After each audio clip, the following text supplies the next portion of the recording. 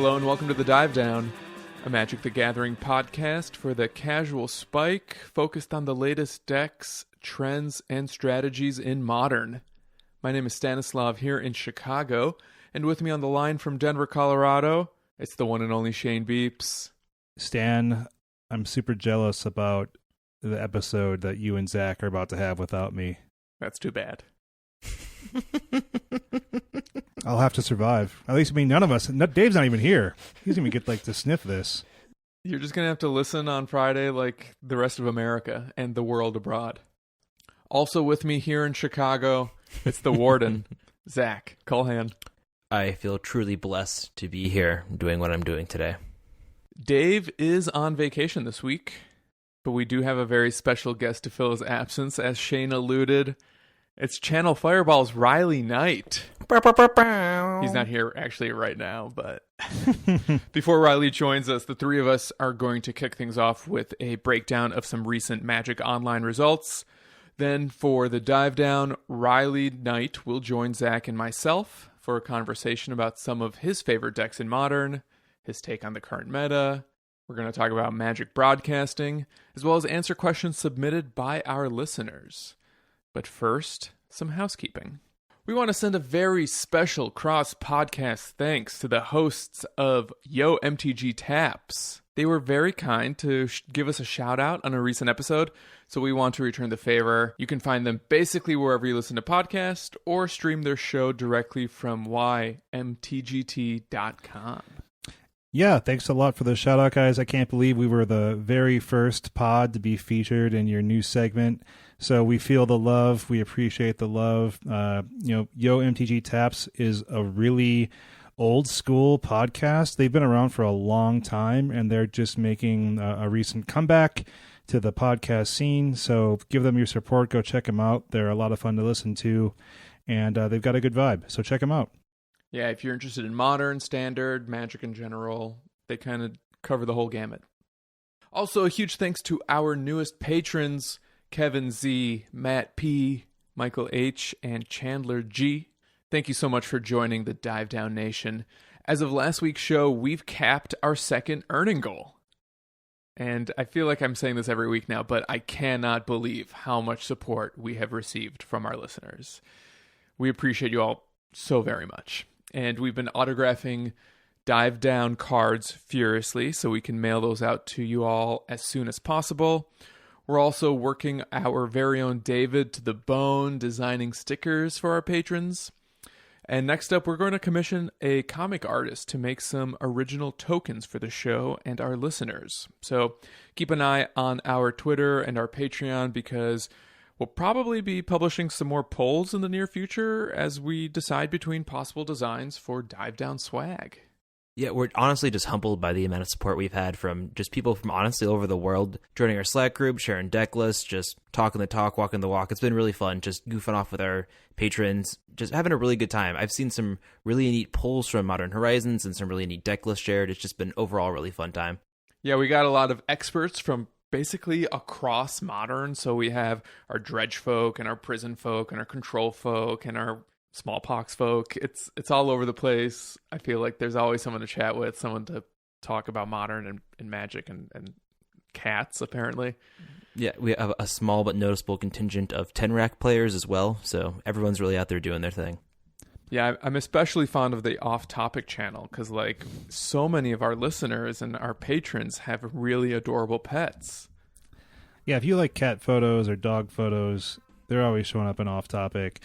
We're actually already surprisingly close then to our next stretch goal, which at 250 an episode, we will be making our Dive Down Patreon playmats and get those in production. So, yeah, keep on coming in. Join the Dive Down Nation. We appreciate you. Of course, the show's always free. You don't have to give anything, but we appreciate any and all support you want to give us. So thanks again. Thank you, fans. All right, with all that out of the way, let's jump over to Zach at the news desk. Yeah, so today we're going to be talking about 3 different results from online. 2 dumps, one from June 12th, another one from June 14th, and then we're talking about the Modern Challenge that happened on June 15th. Yeah, some wild stuff already showing up. Yeah. So these all include Modern Horizons cards. So the 5.0 dump from 6/12 from June 12th had some really neat stuff. I know that they aim it to be more diverse and feature more, varied decks as opposed to maybe just the deck that won the most, quote unquote. But there is some really neat stuff in here, especially a lot of monocolor decks, which is pretty neat for Modern in general. I personally was a pretty big fan of a Sultai Snow list. It's really interesting. It's like Jund, essentially, just with a little bit of blue in it as well. But just really interesting to see the use of all the new Modern Horizons cards. And who knows if this deck is, more than a flash in the pan. But it's really cool to see, 4 or 5 different cards show up in a list like this. So I mentioned a deck like this that we saw at the SEG Invitational. Showed up with the 6/12 and the 6/14 deck dump by the pilot 122 Pablo, and this is the Bant devoted Karnbo, as I'm calling it, deck. And this actually doesn't feature any new Modern Horizons cards, but it is apparently a really new and solid build that people are putting up results with. He wants to make that infinite green mana with devoted Druid and Vizier of Remedies, just that 2-card combo. But then that can be used for a whole mess of things, most frequently killing with a gigantic walking ballista. Does the inclusion of Karn in this list start to make you worry that he might be eating a ban or something might be getting banned? No. I don't think that. I still don't think it's too powerful, but it's just showing up in any list that can make an okay amount of mana. And yeah. I start to worry that the ubiquitousness of it might be a bad thing. Yeah, it's a bit worrisome, right? It's like anything that's ramping has very little better to do than play some Karn the Great Creators and use the mana. Exactly. It's especially good in this strategy because once you're making infinite mana, you have the ability to combo off in a variety of ways, and one of them is just cast a Karn the Great Creator and potentially get a Mycos Atlantis and just play it that way. So what this deck is doing, as opposed to just operating as like a fragile creature toolbox strategy that wants to combo off with like the beatdown strategy in its back pocket, it has different kind of backup plans, like with Karn the Great Creator, which can then tutor up your wishboard pieces, like that lethal walking ballista.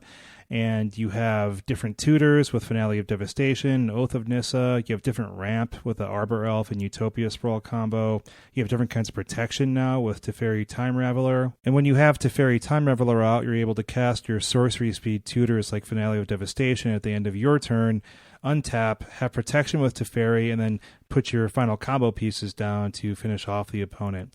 Devoted combo decks like these are popping up in a lot of different forms across the last 2 deck dumps. Keep your eyes for ones you see that are performing well.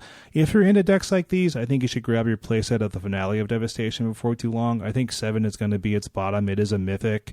So I'm almost certainly going to be testing this for our Sleeve, Believe, Heave Modern Horizons edition episode in the near future. So we'll have some more details on that, I think. Yeah, this deck looks very powerful. I think the Devoted combo is sort of a strategy that's always been viable, or at least fringe viable, and it's a deck that I think now is just, if not tier 1 and then about to be tier 1, it's consistent, has multiple ways to win, and it's just nonsense.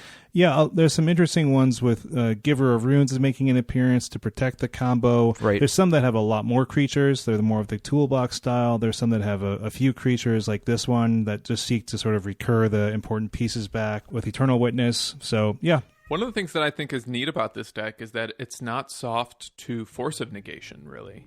Unless you're getting Karn, but you don't need to use non-creature spells to execute your combo. So I think that's kind of cool. It does seem a little vulnerable to the Black Force, which I kind of feel is pretty underplayed right now. Yeah, I think it's cool that a deck like this can have a bunch of different viable builds and a bunch of different, sort of one-ofs or toolbox stuff. Although I personally am not a big fan of this deck, I think it's cool that a powerful deck doesn't have, a Solve 75. There's a lot of different, your spin you can put on it. I've got a rad deck for you guys. Can I interest you in Jeskai Humans? Sure. No, thank you. I just ate. Yeah, so basically Jeskai Humans is this deck that I think is fairly new, and I've been seeing it pop up over the last couple of weeks, and it seems to be emerging based on the power level of a number of Modern Horizon cards. Giver of Runes for 1, Unsettled Mariner for 2, and then I'm seeing Fiery Islets, and Sun-Baked Canyons in there. The deck is also running Kessig Malcontents, which wasn't, typically vogue in earlier Humans lists to my memory. Yeah, I think transformation or paring down to 3 colors makes a lot of sense to me. When we had our humans episode, the biggest issue I ran into was mana problems, where you would have Cavernous Souls on things or have certain, issues where you couldn't cast your Deputy Attentions or your other cards that weren't humans. And I feel like getting rid of those other colors, although you do lose Noble Hierarch, which is notable, you don't have... it's easier to cast your cards and not get stuck because you had to name something. Yeah, so in addition to Noble Hierarch, the deck is also dropping Kitesail Freebooters, which removes that 1-2 punch that you got from Freebooter and Meddling Mage. Right. But the addition of Giver of Ruins and Unsettled Mariner, I think, are designed to help offer that protection that the previous combo used to have, either by taxing the opponent's interaction or just by giving your creatures protection from, whatever color they're using to get rid of your creatures. I mean, to me, this looks really like a trade-off between your ability to have kind of like that selective disruption that Freebooter provides with just flying through your deck with the full, 7 Horizon lands in Fiery Islet and Sunbaked Canyon. Right. So, yeah. You just really are able to use your life as a resource, dig through your deck with these Horizon lands. I'm surprised that they're only playing one non-creature sideboard card in Rest in Peace, but you're typically unable to play any card that isn't a creature in a human sideboard. Well, this one has 4 Bolt in the main deck. This one's running Lightning Bolt in the main. Hallelujah. Yeah, I mean, it's also adding Restoration Angel, I think, is just a value play. I really like the Spell Quellers in the sideboard, both for additional interaction and an answer to 4-mana Wraths. Yeah, I mean, if you're getting rid of Kitesail Freebooter, you have to have a way to deal with board wipes, otherwise you can't do anything. So especially them not expecting you to bring in a 3-mana Spirit in your humans deck is some fun spice. I would definitely not play around that card. Now I would, but previously I would not have expected that. Yeah, I mean, one of the things that I think is interesting is the deck is still somewhat vulnerable to Blood Moon. It's got 3 Flooded Strands and a basic plane, but it doesn't have an island in there. So, like, if you're Blood Mooning the opponent... You can't cast Mantis Rider, can't cast Meddling Mage, can't cast Phantasmal Image, can't cast Reflector Mage. Yeah, interesting call. I think part of that is, I think Blood Moon's power is down a little bit right now. I think, especially from playing online lately, I've seen a lot of people trying the snow decks, so they're fetching for basics early and often. So when people are playing around Blood Moon, sometimes without even realizing it, Blood Moon gets less good. I don't know if this is a permanent thing. I think that this is more of a flash in the pan, and we'll see what sorts out. But when people are running basics, and once again, aggressively going to get them turns 1 and 2, all of a sudden your turn 1 Blood Moon, not as powerful. Yeah, I think one of the things I'm just going to keep an eye on moving forward is whether or not decks like Blue-White Spirits and Jeskai Humans are gaining anything from cutting the Noble Hierarchs and being a little bit more consistent and fewer colors rather than stretching into 5-color territory. Yeah, it's just so interesting. Like during the Humans episode, we talked about how much we wanted to see a Hierarch in our opening hand, and now they're cutting them. Mm-hmm. So it'll be interesting to see if Jeskai Humans becomes more of a staple and we have to go back and revisit it.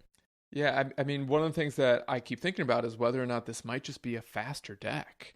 Because speed is the name of the game right now. If you're trying to beat turn 2 or turn 3 Hogaak kills, having some kind of answer or present your own game-winning threat that early in the game might give this deck legs in the future. Right. I mean, as we all know, Bolt will close out games, right? Sometimes you just have 2 and they're at 6 and it's game over. All right, so we also want to touch on the 5-0 deck dump that was released on June 14th. And one of the things that both Zach and I really appreciate in this one was this red-black Goblins list. Yeah, this is played by Thierry Folix 92, and this deck is just, it looks like, no joke, a kitchen table deck. And what I mean when I say that is there's a bunch of like 1-ofs and 2-ofs, and just like it seems like someone, went through their collection, their friend's collection, and went, oh yeah, these are all red-black goblins, right? And just like it looks so much fun to play. Like a single Kiki Jiki, a single Wart Bogart Ante, 2 Pashalik Mons, 2 Munitions Expert, a single Terminate, 1 Dreadbore. It seems very interesting and just has a lot of ways to answer things. I don't know. I'm excited for this. It's cool. And I don't know. Goblin seems to be opening up more and more as a strategy. And this list would be something I'd love to sit across from at my LGS. Yeah, besides the mana base, it's like they went to the LGS and were like, hey, could you just give me all the black-red goblins Exactly, you have yeah. in the- Whatever you have in case? stock, I'll take that many. It is interesting to see goblins operate as a toolbox driven by the 4 goblin matrons, so you can tutor up essentially whatever you want. If you remember, during the set review, I definitely said Goblin Matron was not too expensive at 3 mana. Oh, sure. I said she was too expensive. I've also seen another list that 5-0 that was running 4 Bogart Harbinger, which tutors it to the top of your deck and not into your hand. And that one was running a lot more 1 and 2 ofs. That one was more like a Goblin Toolbox deck. So who knows where the strategy is going to go and evolve, but I think running a lot of 2 of Goblins might be a viable modern strategy, and that's just hilarious to me. Yeah, besides Goblin Matron, this doesn't have any other ways to really get through the deck, which is pretty amusing to me. Like, what are you going to do when you've cast 10 cards and you're just top decking? Hoping that your goblins go wide enough? Yeah, hoping that that's enough to do it, right? Yeah, maybe you can call against command a Goblin Matron back. Have you guys seen this M20 spoiler? Have you seen it? A Goblin Ringleader. Is a Goblin Ringleader. It's Goblin Ringleader. Yeah, that's going to be nuts. There's a lot of cool builds you can do. Some people run, Warren Instigator, things like that are dumping goblins from your hand. There's just a lot of different viable strategies. I think, a lot of different viable strategies within, a small range. But your goblin deck can look different from someone else's goblin deck, and both can still be competitive. And I think that's cool once again. My truly favorite thing about this Black-Red Goblins deck is that Wart Bogart Auntie has the keyword fear with no reminder text, and I've got no idea. I have no idea what fear does. It can't be blocked. That can only be blocked by black creatures artifacts or something. Oh, okay. Yeah, artifacts don't get scared. Exactly. They're robots. Yeah. They changed it to intimidate. I just got can't it. believe this deck doesn't have Unearth, but maybe K Command is good enough. Yeah, who knows? Maybe the person just couldn't get their hands on some. Like I said, this deck just seems like, seriously, like, all right, time to go. I guess I have a wart in my binder. Let's do it. So one of the things I noticed here was Mardu Octomancer is what Goldfish is calling it, and this deck is running 4 Young Peasy, 4 Seasoned Peasy, the Zesty Boy, 2 Dr. Yawgmoths, and 1 of every modern player's favorite Monastery Mentor. So this deck clearly just wants to be casting spells, discarding spells, generating tokens, sacrificing them when necessary to clear the opposing creatures out of the way, generate some card advantage. It has most of the typical Mardu Pyromancer spells, but it's also adding 3 Unearth and a single Kaya's Guile in the main deck. There's another Guile in the sideboard along with 2 Plague Engineer. I think Plague Engineer is a really nice sideboard card, especially for every black deck. I've been seeing Plague Engineer in the sides of a lot of decks recently. This deck looks just like Grind City to me, and to me it has Big Daddy Harbarger's name written all over it. I'm really excited to hopefully see him able to test it out soon if it keeps putting up some 5-0s. Yeah, seeing Dave get to play a Monastery Mentor token-based deck for our Sleeve Believe Heave episode would be something special indeed. We said it couldn't be done. Yeah, and lo and behold, Wizard saw it fit to humble us once again. Sometimes it do be like that. All right, let's move on to the June 15th Modern Challenge, because this is the one that is probably going to make everyone scared, concerned, and nervous, and maybe even a little hyperbolic. Yeah, so we avoided mentioning the Necropolis in the room up until this point, but I think we can no longer avoid him. So this is the top 8 for the Modern Challenge that happened on June 15th. We have Bridgevine, Mono Red Phoenix, Blue Eye Control, Mono Red Phoenix, Dredge. Oh, and pulling up the rear, what is that? The 4th Bridgevine in the top 8? Oh my gosh. I love it. And this is not even, it's not even remotely unexpected. Like, everyone was like, okay, we're going to have to come in with the plan against Bridgevine. 4 Bridgevine, and apparently 2 Phoenix. did not work. 0 Flusterstorm. No, and as you page down through this, too, you do see more and more decks. You see more mono red Phoenix builds. You see a few more Bridgevine builds, but it seems pretty, inbred in a little way. Like, everyone's sideboard looks tacked against the expected meta. Like, these Bridgevine's decks are packing 4 Leyline of the Void, 4 Leyline of the Void, 4 Leyline of the Void. Even the mono red Phoenix deck is running Anger of the Gods, like a 3 set of. I saw another mono red Phoenix deck running Kozilek's Return, which I haven't seen in a modern sideboard in a minute. I read a very interesting comment the other day that the phrase is often that Force of Will is sort of the glue that holds Legacy together, and someone posited that Leyline of the Void and Surgical Extraction are the glue holding Modern together right now, and I don't think that's a good thing. Like, no, yeah, not. like countering spells and stopping combos, okay, that's fine for Legacy, but I shouldn't have to have free, quote-unquote, free graveyard hate in order to play Modern or have a good chance. Like, honestly, the other day, I was about to queue up into a league with Mono Red Prison, and I couldn't find ley lines to rent online, so I couldn't do it because I didn't feel comfortable playing the league without ley lines in my sideboard. And that's bad, right? Like, that's not a good sign for a healthy format.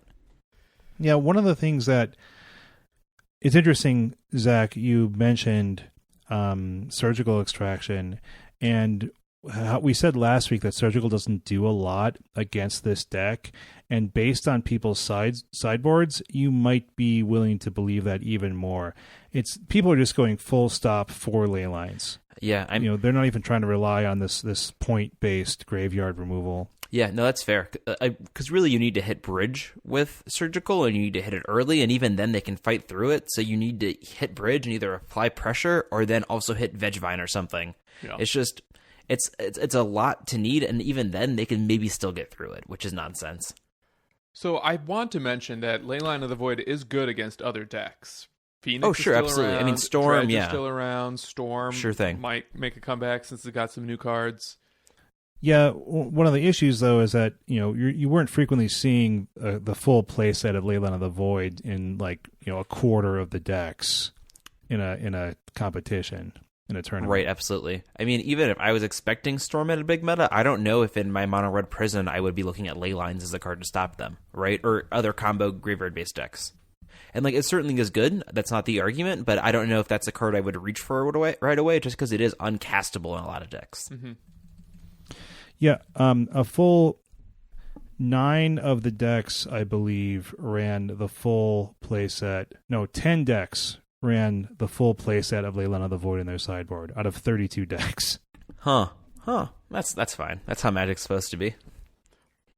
Yeah, it gets to did you draw your hate card and did they draw their anti-hate card? And it's just, people like to say that's what Modern is all about. And if Modern does continue to be that, then it's a less fun format to play, in my opinion.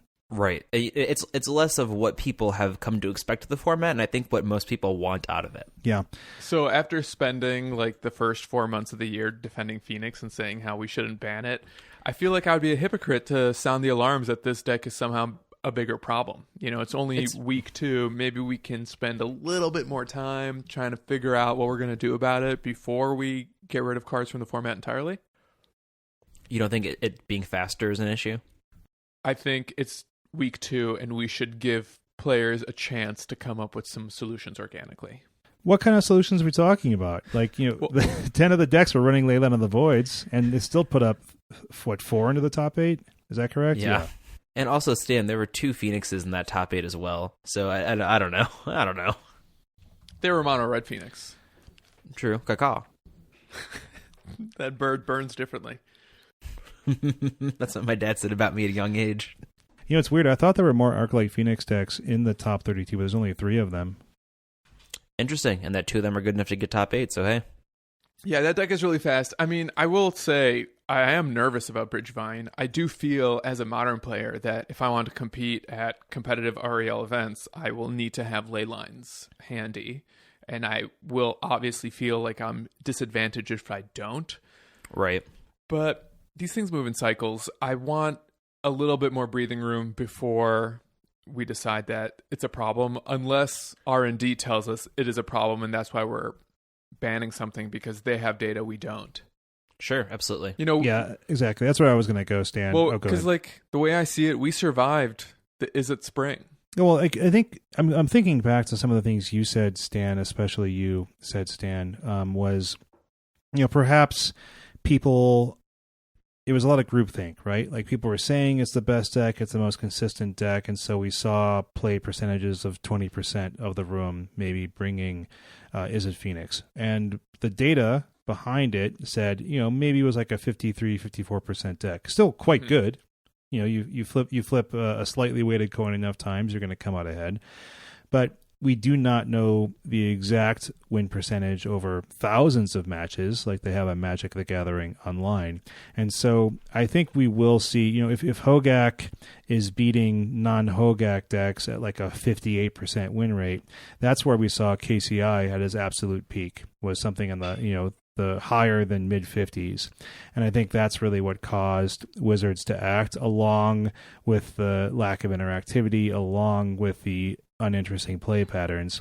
So I think we'll see what happens once they have a larger set of data with Hogaak decks. And if it's bad, then I think we'll see it get banned. And I don't even want to say get banned. I think we'll just see some kind of action happen if it's really bad, and if not, it'll fix itself. Absolutely. Honestly, what I hope for the most is they just continue the trend of explaining why or why not they're doing something. So if the new, BNR comes around and nothing happens, I would honestly really expect for and hope for a reasoning why, and not just, we think it's okay, but looking at these numbers, we've thought about it, and this is why. And I don't need, super data-driven explanation behind why they don't, but I just like that extra bit of explanation. How would you feel if the next BNR was less B and more R?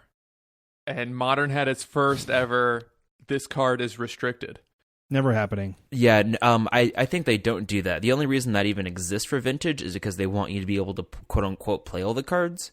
But I forget who said this exactly. I've read it on Mark Rosewater's blog, but I don't know if it's attributed to him, that in a restricted format, it sort of becomes about who can draw their restricted card first. Like Shane said about sideboard hate, imagine if every game was like that and you're just trying to get to whatever card's restricted.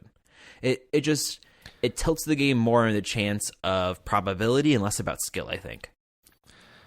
Also, for Vintage, the amount of decks that get registered for Vintage tournaments is probably sub 100 in a year, and so be nice.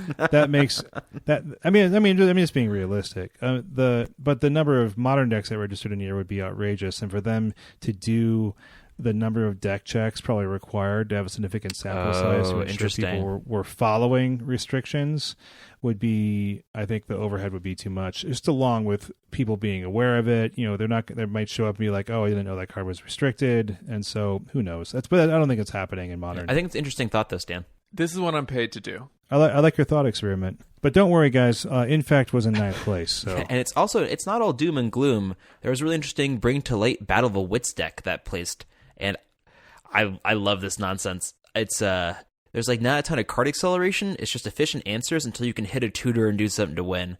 The person who piloted this wrote a really interesting write-up on Reddit that you can go check out if you want to. Maybe we can post the link in our show notes. It's just it's so bizarre. Like this deck looks like it's like you took a bunch of EDH decks, mashed them together, and just went, I don't know, this is what I'm doing today. The next BNR announcement is fairly soon. It's on July 8th. So we'll see what the next couple weeks hold. Maybe Hogaak is a problem and everyone is right to be concerned. Maybe Battle of Wits is the real threat that we should be aware of. Oh my. Can you imagine? Hogaak is fine. Here's why. Battle of Wits banned. No explanation. Yeah. Oh, I think I would try to wake myself up. I would have to think it was some sort of evil dark dream I was in. We call those nightmares, I guess. That's what a dark dream is. A weird dark dream. I don't know what to call this. But yeah, but we have Dallas Fort Worth in a week. So a week from when this episode launches will be Dallas Fort Worth Modern GP. Shane, that's what I said last time and I was wrong. So we have to be absolutely right this time about the date of Dallas. On July 26th through the 28th of 2019, there will be You mean June? That's I'm looking at Barcelona. On June 28th through June 30th of 2019 at Dallas Fort Worth Convention Center, there will be a Modern GP. Dallas Fort Worth Convention Center. And you said the BNR happens on July 8th, Stan? Yeah. All right, so they said they don't want to preemptively ban anything in the light of the London Mulligan. Well, it's not a preemptive. No, I know. Preemptive. So I guess the clarification is they're not worried that London Mulligan would break this. It's already broken. Yeah, and we have the SEG Team Modern event taking place soon. I think it's the same weekend as Dallas, actually. And then I imagine if Hogaak decks are ridiculous in those two competitions, something may, combined with the MTGO data, something may happen in early July.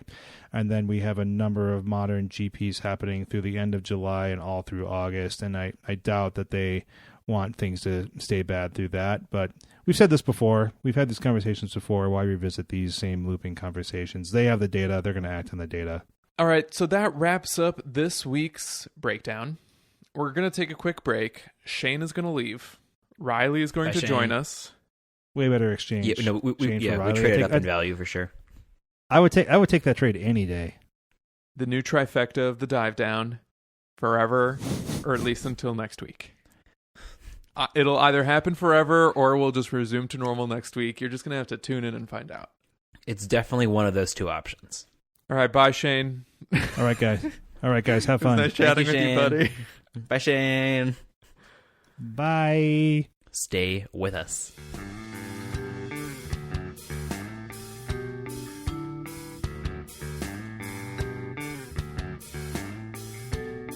And we're back with Riley Knight. Hello. CFB extraordinaire. Wow, I didn't even realize those ranks existed. I'll have to talk to the accountants about getting a raise if that's my rank. Yeah, if you need a letter of recommendation, you let us know. Mm-hmm. Oh, coming from the highest authority, the dive down. They'll look at that. They'll be like, "Oh, mate, triple his salary." Thank you so much for coming on our podcast, taking this time to answer some questions for us, Absolutely. for our mutual listeners and fans. We're really excited to pick your brain and see if we can get you into an uncomfortable situation that you'll have to backpedal from later. Okay, good. Yeah. See, I mean, that's the thing. You know, everything I say here, it's it's gonna. We were talking before we came to the show. Like, I used to be a primary school teacher, and I hope to go back to education one day. And this is the sort of thing where the parental background check is really I'm gonna be really careful. You know, because I know you guys are gonna try to paint me into a corner here. So I have to be deft, on my toes. Absolutely. So, in fact, we're going to kick this off with a very hardball question, just to show you that we mean business, to show our listeners we're not pulling back any punches. And this question actually came from a listener. We thought it was a great way to start. Tyler M. wants to know, Riley, what's your favorite modern deck to play? What hard-hitting investigative journalism this is! My goodness, I'm already on the back foot. It's funny. This question is a bit more of a convoluted answer than you might think, because I've sort of branded myself as this rusted-on white-blue mage for years now, like ever since I started playing Magic with white-blue Delver. And, man, it sucks. I hate it. I hate playing reactive Magic now. I don't know what's happened to me. I'm just getting old. My brain's going to mush. I don't know. But now I've started playing Scapeshift just because it's so easy. Like, you just count to 18. I mean, even I can do that. It's very, very easy. And so as a result, my favorite deck to play in Modern right now is Scapeshift, just because of how it just simplifies a lot of the things you have to do. Like, you don't have to remember all the cards that you got to worry about. You don't have to think about what you're going to counter, what you're not going to counter, all that sort of stuff. You just slam and jam, and if they've got it, they've got it. And a lot of the time, I mean, we saw Tien Nguyen get all the way to the top 8 of the last Mythic Championship with a brilliantly built version of Scapeshift. I'm sure we'll talk about it more, but I don't think... I mean, I actually got called out on Twitter for calling the deck easy and simple, and people saying, "Oh, you shouldn't devalue the achievements." People, I'm saying, no, it's a strength of the deck. If you're playing a 16-round Mythic Championship or a 15-round GP or a Magic Fest, you are going to use just less mental energy than an opponent. You know, it's like saying, "Oh, you know, you're not running a marathon probably because you're not sprinting the whole time." It's like, well, yeah, I'm not marathon world record holder, Eliud Kipchoge or something. I don't know. I'm not that bloke. And so conserving your mental energy is very important, and Scapeshift lets you do that, especially if you're super dumb like me. Mm-hmm. So to compound on that, are you saying that you don't think reactive strategies are in a good place, or that you personally don't? Oh, no. Definitely it's a personal choice. I guess actually to a broader extent, reactive strategies are under the weather a little bit at the moment, just because of the state of the format. And you know, I'm sure we'll talk about this in greater detail later on. I definitely want to be proactive in Modern at the moment. I don't think being reactive is a good way to go, because the tools to fight other proactive decks just aren't there.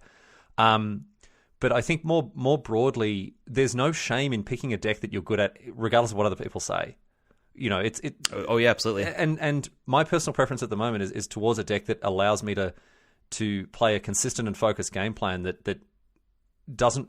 I'm not that good at Magic. I was going to say I'm not good at Magic. The cat's at the back. Oh, no, I'm not. I'm really not. Like, I'm not that good at Magic. I know I've hit my ceiling in terms of, my skill level. I'm not. I don't have the I don't know, RAM to play Magic at a higher level. I can't keep these 16 decision trees in my head like people like Finkel can.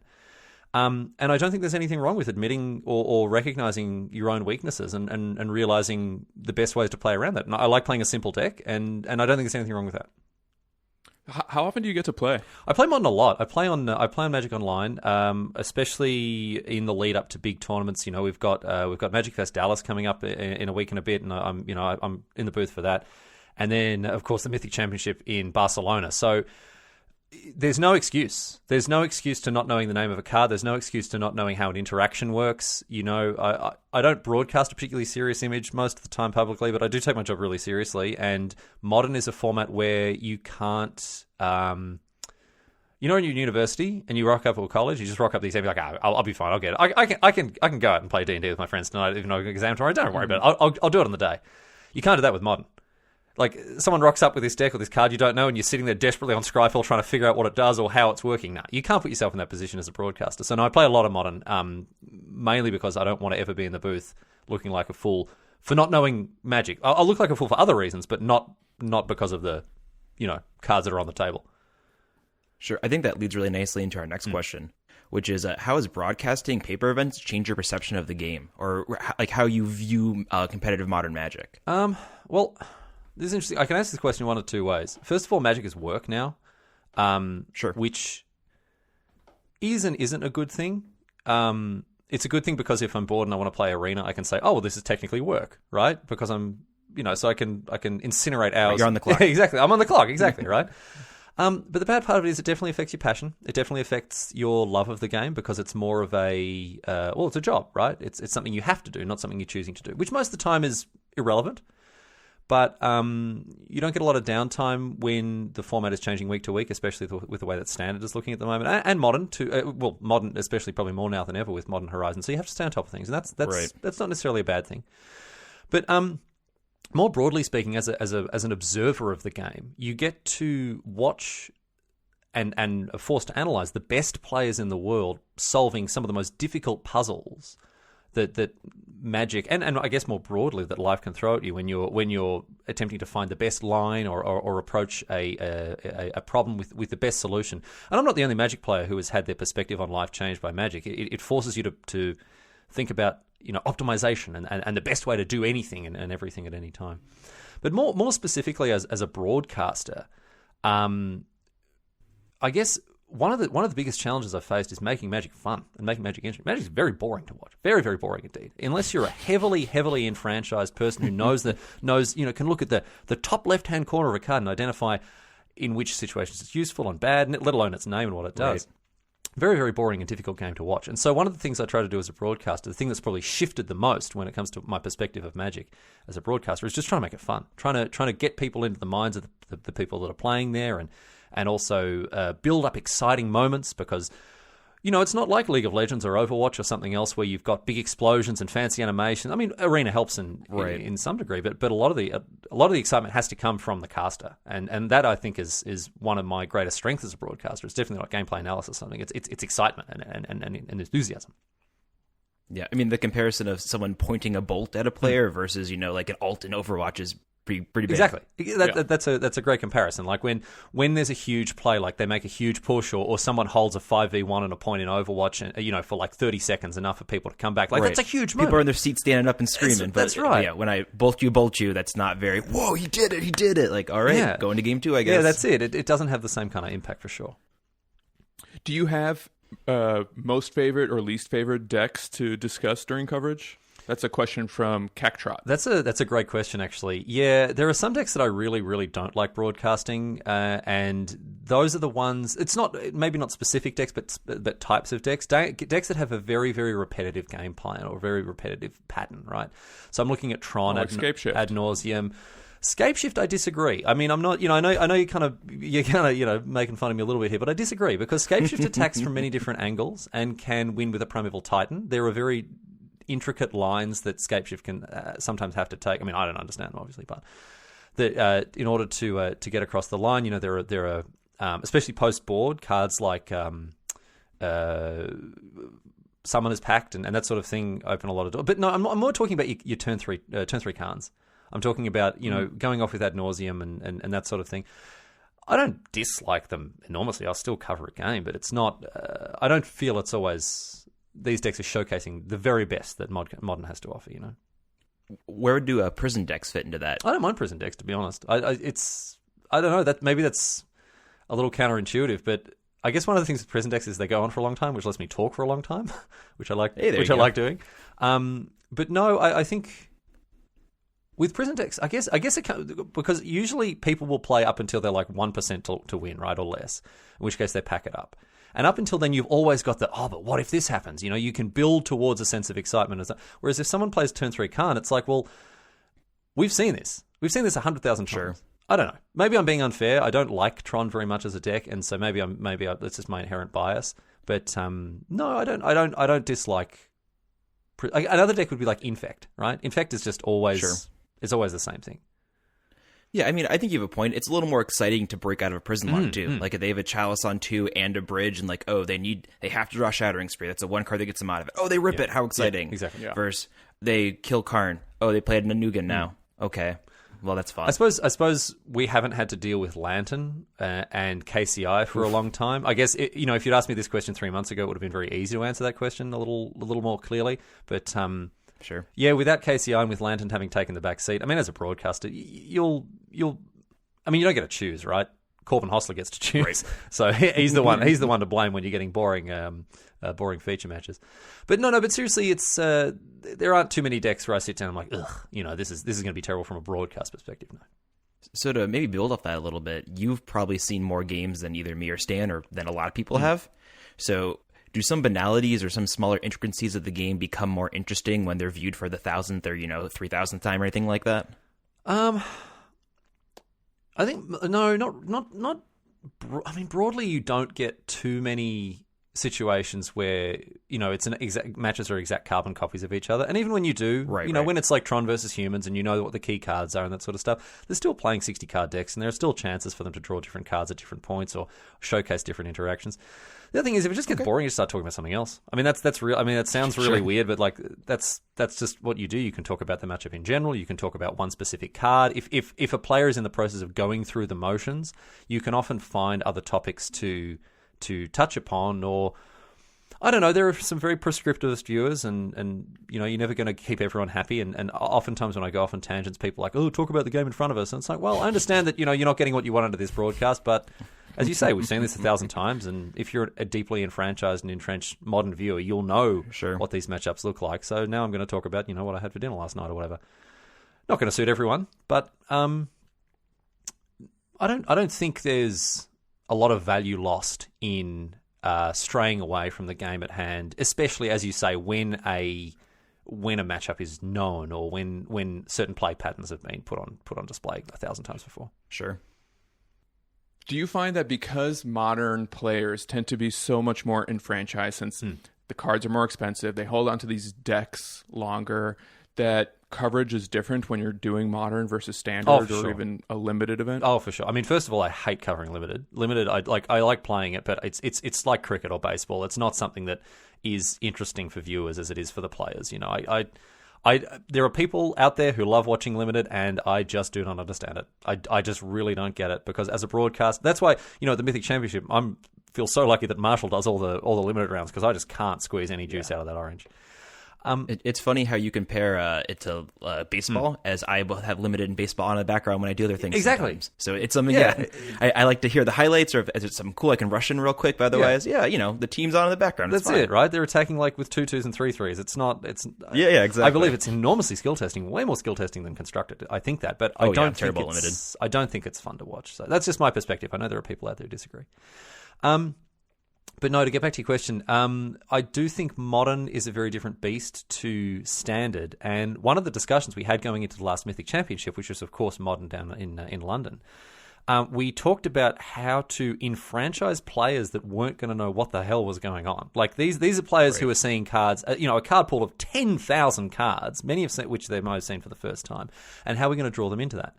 And so what we talked about was bring it back to fundamentals, bring it back to making good decisions, deploying removal, resource management, all of that sort of stuff, and less of a focus on the nitty-gritty ins and outs of decks, which you can do in Standard because it's a smaller card pool. There are a smaller range of decks that are played.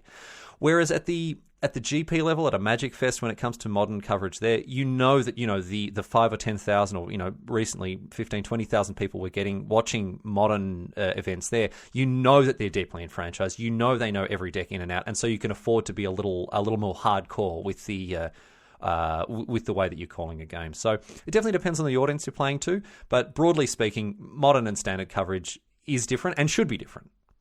Andreas C. asked a question that is really near and dear to my heart, even as a podcaster, though I'm not doing my job live. But I'm curious, do you ever find yourself in positions where you just are at a loss for words and you're not sure how to react to what's happening in the middle of a game? In short, no. And in long, no, never. Absolutely never. Because, as I say, there's one thing I'm good at, and it's talking. Just a talk, blah, blah, blah, blah, blah, talking machine. That's all I'm good at. I've never found myself in the booth being like, geez, what do I talk about? Like in other situations, sure. You're out on a first date, you're like, ooh, this is not going well. Yeah. you can't turn to them and say, hey, what do you think of force and negation? Right. But I'm very lucky because, of course, I work with incredibly talented casters as well. And so the absolute worst case scenario that I'm in is I turn to the person sitting next to me and say, what do you think of X? And then it's their problem and not mine.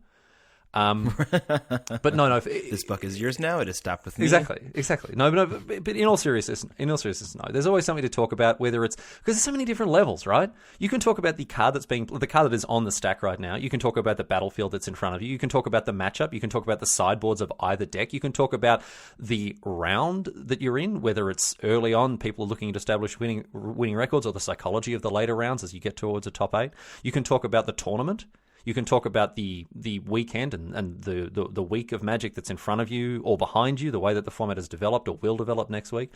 You can talk about the overall season, the overarching patterns that we've seen over the last couple of weeks or months. Or you can then go back and say, oh, well, Simon, I remember 5 years ago when Bloodbraid Elf, da-da-da-da-da. And there's just no level on which you can't find something to say when talking about Magic. And if all that fails, you just talk about, something cool you did last weekend. You just bring a personal anecdote in there, which I know a lot of people like. A lot of people don't like them as well, but I don't know, can't please everyone. Oh, absolutely. So if you're, when you're looking at games and you're thinking about all the different zones and everything that's going on, and you're doing this professionally almost every week, do you find that this then improves your performance as a player as well? Unfortunately not. Or do you think there's any relationship between commentary and player skill? For some people, sure. For me, no.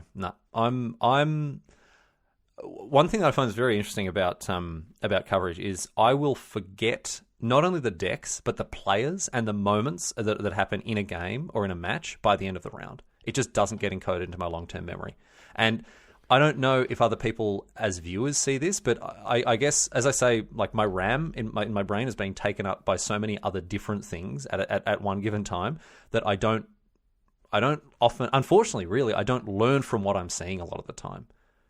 I'm not picking up nuances about a specific matchup when I can't remember the names of the people that were playing. It's really unfortunate. Do you think that part of that comes from the fact that you have to be on top of it and you can't think about lines they'd make or things you do because you have to constantly be casting in that zone? Yep. And the other thing is not my job to. I don't have to think about the lines. I don't have to think about the ifs and the buts and the maybes. I just say what's happening and then ask questions that are relevant to the person next to me. And so a lot of the time I'm more focused on the here and now. It's very fleeting. And sometimes I'll have to stop and think, okay, yes, no, 3 turns ago they drew that card, and it's still on the hand. Okay, they might, and that's the stuff that's going through my head. Not like, oh, that's an interesting. I'm gonna take that line of play home and explore that next time I'm doing a Magic League. Right. So you're less looking at their board and trying how to find lethal and more just thinking of a good fun thing to say in that moment. I mean, yeah, there's got to be a balance, right? Because missing, when the caster misses lethal, that's pretty embarrassing, and that's happened to me more than once. But no, in terms of translating my experience as a caster to a player, it's definitely a one-way street, if that makes sense. I'll sit and play through a league and I'll go, oh, I've learned some stuff. I'm going to apply this in the booth. Never the other way. I'm never going, oh, I've learned stuff in the booth. I'm going to go back and apply this as a player. All right, so I want to talk for a bit about CFB's Modern Madness. Oh yeah, absolutely. And I know you talked about it over the weekend from the DC coverage booth. And for people who don't know, basically, and Riley, please correct me if I'm mistaken in anything, but Channel Fireball is setting up this tournament where they're pitting 64 of classic modern archetypes that are currently legal. Yes. So there's no Splinter Twins, there's no Deathrite Shamans, but 64 of the top modern archetypes against each other in a bracket. And then people can vote on who's going to win, filling out their own bracket. And if you get the top 8 correctly, CFB will send you to like a year's worth of Magic Fests. Yeah. If you can correctly predict the top 8 decks in Modern that will be voted on by people, you get free entry to every Grand Prix main event, every Magic Fest main event, the Grand Prix, from Vegas until the end of 2020. It's like what is it? So 15 months worth of GPs, roughly. That's amazing. So who are you voting for? Vote for Scapeshift, obviously. To take down the whole thing? No, I don't think Scapeshift's going to win the whole thing. No, I think, man, it's actually very hard to say. There are so many decks in Modern, and there are so many... I mean, because the question can be approached in different ways, right? Is it the best deck, as in objectively what is the best deck in Modern, or is it your favorite deck and what you want to see win? I think, broadly speaking, the 8 decks it will have are going to be the most beloved decks because people are going to vote with their hearts and not their brains, as they should. But as to which one's going to win on that day, I mean, it depends on so much stuff, right? I mean, I think Humans can probably beat anything if it's built in the right way. And but then again, you know, if there's a list in there that ultimately ends up having cruisy matchups, then, you know, look, this thing isn't meant to be like ultimately definitive. More than anything else, it's supposed to be like generate a bit of conversation, discussion, and be good fun. And that's why, you know, it's an invitational exhibition tournament where we're going to have 5 of the best players in the world and then 3, you know, random scrubs who spike the qualifiers. 3 schmucks. And it's gonna be a hell of a lot of fun. I think if we're going to lock in some ones for the top 8, I think it's hard to go past Humans. Humans is just a really, really good deck, and it's a lot of fun. Yeah. Tron is obviously going to be in there. Tron is the... I'm going to try to make an American sports reference here. The New England Patriots of Modern. There you go. Is it good? Yeah. It's good. Both popular and derided by the masses. Loved or hated. Yes. In Australia, it would be the Collingwood Magpies. And so I think they're gonna. Is that real? The Collingwood Magpies. Oh yeah. Oh, would you like to know some names of Australian football teams? We have the Essendon. I would. We have the Essendon Bombers, right? So like an actual literal plane that flies through the sky and drops bombs. And one day they might play against the Geelong Cats, the small fluffy animal that people enjoy keeping in their homes. There's the Port Adelaide Power, whose logo is a fist holding a thunderbolt. What other good ones are there? I don't follow sporting stuff very, very closely. There are the Bulldogs, not just the dogs, specifically the Bulldogs, the Tigers, the Lions, the Hawks, the Eagles, Magpies. There are no vampires, unfortunately, there should be. The Dockers, like people who work in a dockyard. Wow. Yeah. Oh. Yeah, we really, it's a very odd, you know. Then again, you guys have got sports teams that are numbers. Sure. Well, we have, what is it, the 76ers, which are named after, like, people from the and the Gold 49ers, Rush, which is at the Gold the Rush. Gold Rush, Gold yeah. Rush, And yeah. the 76ers would be the signing of the Declaration of Independence, right? Wow. Because it's Philadelphia. The Philadelphia 76ers?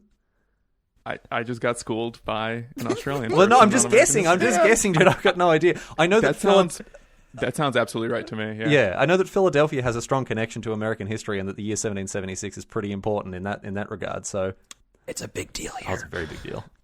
I'm impressed. I wish I knew half as much about Australia as you know about the United States. I just want to interject. I'm voting for Scred in Modern Madness.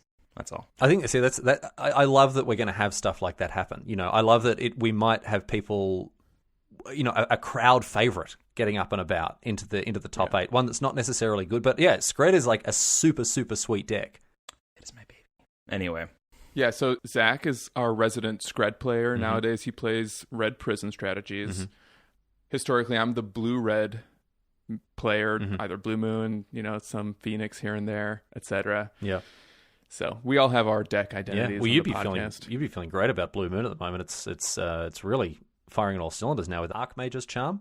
I got my playset of charms. I got my sinkholes. I got my forces. Yep. But my first league, I went 1-3. It was an in-store league, right? I went 1-3 with a bye, so it didn't go very well. Just variance, man. Just variance. People getting lucky. That's all it is. Just scrubs getting lucky against you. That's got to be it. That's it. Or it's too reactive. I don't know. Maybe it's still not good enough to play control in this meta. Look, I'm really unsure. This is something that I'm finding really interesting at the moment because you're so heavily rewarded for playing proactive strategies when people don't bring enough disruption. And the thing is, if it's just this race to the bottom as to who can assemble the biggest glass cannon, then Modern takes on a completely different bent. And then that's when interaction. You turn the circle, interaction becomes good again because you've got all these decks that can't protect what they're trying to do, and so. Yeah. It's a really difficult balance to try to thread together. I think playing Blood Moon at the moment main deck Blood Moon seems pretty good at the moment. I don't know. Interesting. I have a different view just because of all the basics people are running for the snow decks and stuff, and people are more aggressively fetching out basics, and I feel that I have not been rewarded with my Blood Moons the way I have in the past. I suppose we are seeing snow decks begin to emerge, and that's actually something that's kind of irritating me now. One thing I really don't like about Modern Horizons is now you more or less you just shouldn't play basics. You should always play snow basics, right? Which I don't like because one of the great things about playing 2-color mana bases or 1-color mana bases even is just that the decks immediately become a lot cheaper. Right. I mean, not that snow covered lands are hugely expensive, but it doesn't. I don't like that you to be enormously, hugely, perfectly, optimally correct in Modern. Now you should always play snow basics, but that's another point. From free to a quarter a piece is a big deal for some people, right? It adds up, and it's a very minor point, but I guess I'm looking at a perspective where we're still seeing Tron do a lot of work in Modern. We're seeing mana bases for 3-color decks as greedy as they ever are, but again, maybe you've got a good point with Prismatic Vista now, and with Snow basics having a real, people getting good mileage out of them. Renaissance. A renaissance, exactly. Maybe Blood Moon isn't the position you want to be in. I kind of want to dig in a little bit more why you think it's probably strictly better to play snow basics right now. Is it just because the information you're presenting, might change the way your opponent behaves if they see snow basics, whether or not you have a snow payoff? Well, okay, so as far as I know, and I could be wrong about this, as far as I know, there's no punishment for playing snow basics, right? There's no, there's a single card from Cold Snap that snow permanents don't untap on their owner upkeep, but it has a cumulative upkeep of 2. So that is not a real punishment. Right, okay. But there is a single card. So unless you're playing around that specific card, there's no reason not to play snow basics, right? If you're playing a deck that even has, if it has blue-green, you have to because of the new little snaky boy. And in other situations, it's just because there's no reason not to, you should, which I don't like, but it is the correct way to play competitively. And if you are a serious Modern player, even if you're playing a white-black tokens deck, you should still be playing snow-covered basics and snow-covered plains and snow-covered swamp. And that's just the way it is. There's no if you don't, if someone sees you play a basic plains or a basic forest or a whatever, they can immediately say, my opponent is not playing any snow thing. So they've immediately now carved out a portion of the Modern card pool that they don't have to think about, right? So from a technically optimal perspective, you should play snow-covered basics all the time. It's interesting how that's changed. The logic used to be with Mono Red Prison especially that you shouldn't run snow-covered mountains because then your opponent would assume you're on Scred and therefore assume Blood Moons. Right. So you want to just have mountains so they wouldn't peg you as a Blood Moon deck right away. But I think what you're saying now is correct, where if everybody's doing it, you're not going to assume I'm a Blood Moon deck because you see a snow-covered mountain now. And it's going to make people start thinking, okay, so, here's something to think about. We know that the Modern Horizons sort of draft archetype of blue-green is the snow archetype, right? I can't say off the top of my head what every single snow card in Modern Horizons is, right? And if you sit down there, if you open on snow-covered mountain, I might go Scred. If you open on snow-covered swamp, I'm going to go, oh, man. What are the snow-covered things? Okay, there's Dead of Winter. Yep, all right, I have to worry about that now. It puts a mental load on your opponent. So even if you're playing a deck with 0 snow permanents outside of your basics, you still should play them just because it's going to make your opponent stop and think for a second. Snow-covered. What white snow-covered cards are there in Modern Horizons? There's the Chain to the Rocks variant where it's Chain to the Ice. And that is now something your opponent has to remember as soon as they see a snow-covered plains in your Eldrazi and Taxes list. So always have your opponent playing around cards you may or may not have. Exactly. If you play basics, they then know that they don't have to play around those cards. Right. So you're just giving up percentage points. So let's talk about Modern Horizons a little bit more. Mm-hmm. You mentioned that you're playing Scapeshift in your personal time. Are there any Horizons cards that you like for Scapeshift? There are a couple. So of course the main deck of Scapeshift is it's not set in stone in the sense that it's slightly modular when it comes especially to the removal suite, whether you're playing Flame Slash, Lightning Bolt, Anger of the Gods. A Sweltering Sun's a card that I like a lot, but unfortunately you need to play Anger instead. Or I mean, Flame Slash is also in a pretty good spot with a lot of the creatures you've got to tussle with. Right. But it's more cards in the sideboard. I don't think there are any cards that I'm from Modern Horizons that I'm putting in the main deck. But it's more cards in the sideboard. So specifically, Force of Vigor, of course, there are decks against which a turn to Force of Vigor is ridiculous. If you can pick apart an Affinity Start or something like that, and you're trading 2 for 2, so it's not you're not down on cards. It's like Collective Brutality. Against Burn, you don't mind that you're discarding 3 cards to do for all 3 modes. It's just denying them of resources that you've got. So I like Force of Vigor a lot out of the board from Scapeshift.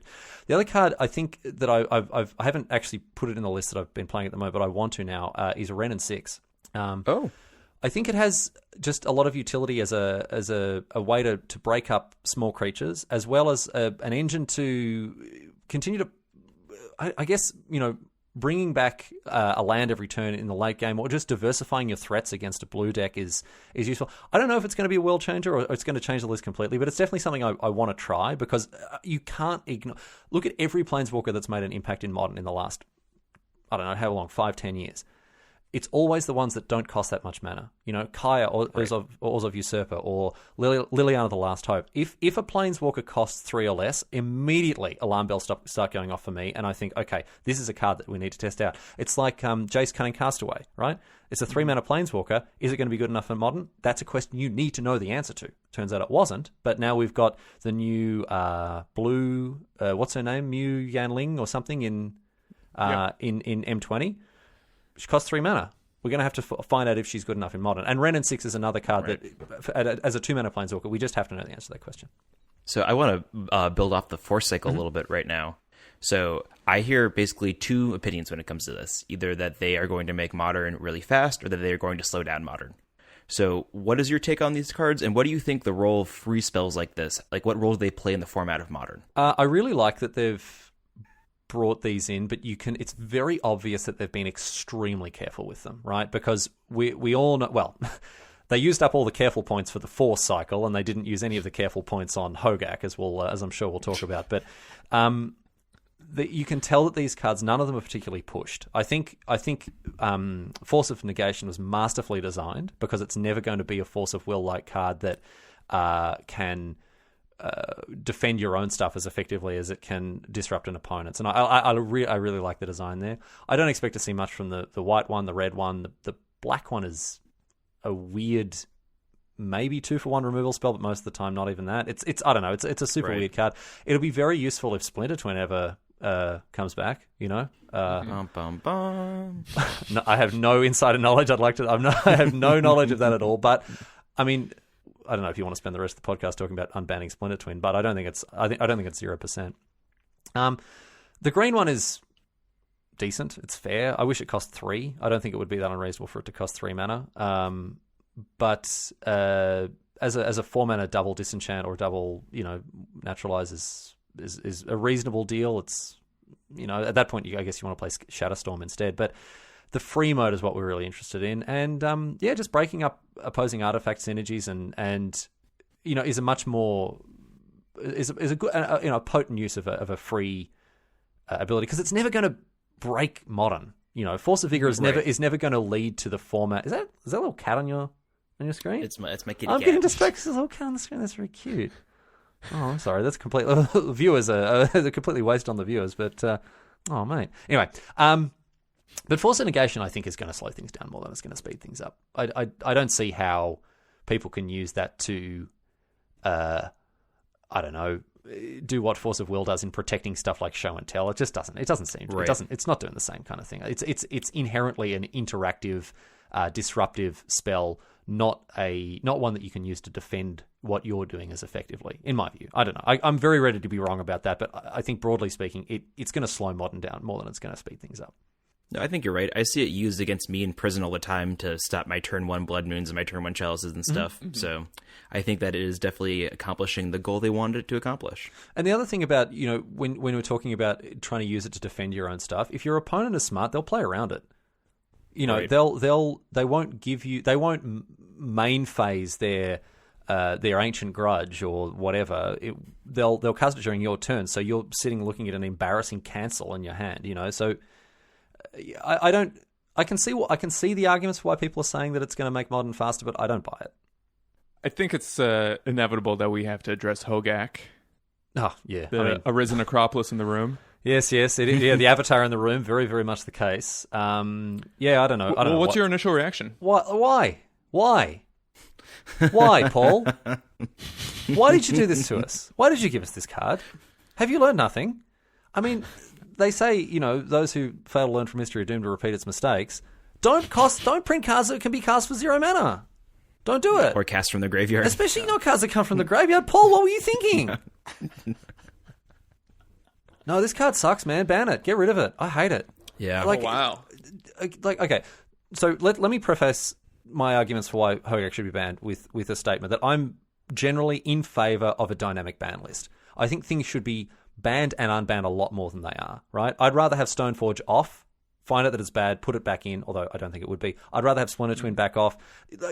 I'd rather be banning stuff faster and unbanning stuff faster. Having said that, that comes from a position of extreme privilege because my primary goal is with Magic as a source of entertainment and not as right. I'm not looking at it from a budget perspective. And I understand that when people have their $1,000 deck nerfed, that's a huge kick in the pants, right? So yeah. I will say that my perspective is a very easy one to have when you don't have to worry about the financial side of it. Having said that, Hogaak sucks. Ban it. I can't believe this card exists. I can't believe that it. I mean, the thing that really says more than anything else about the card. We're like 2 weeks into Modern Horizons or 1.5 weeks into Modern Horizons being legal online. It's already dominating the format, and we haven't even seen the best version of the deck yet. This is what I really don't like, is the fact that already before the deck has become streamlined and focused, we're seeing these slapdash decks that have got clear room for improvement effortlessly 5-0ing, right? That says to me that this strategy is way overpowered. It's way too good for the format, and as a result, will almost certainly have to be addressed by a ban or some kind of action here. If a Rest in Peace is not good enough to take apart this deck, I mean, it's.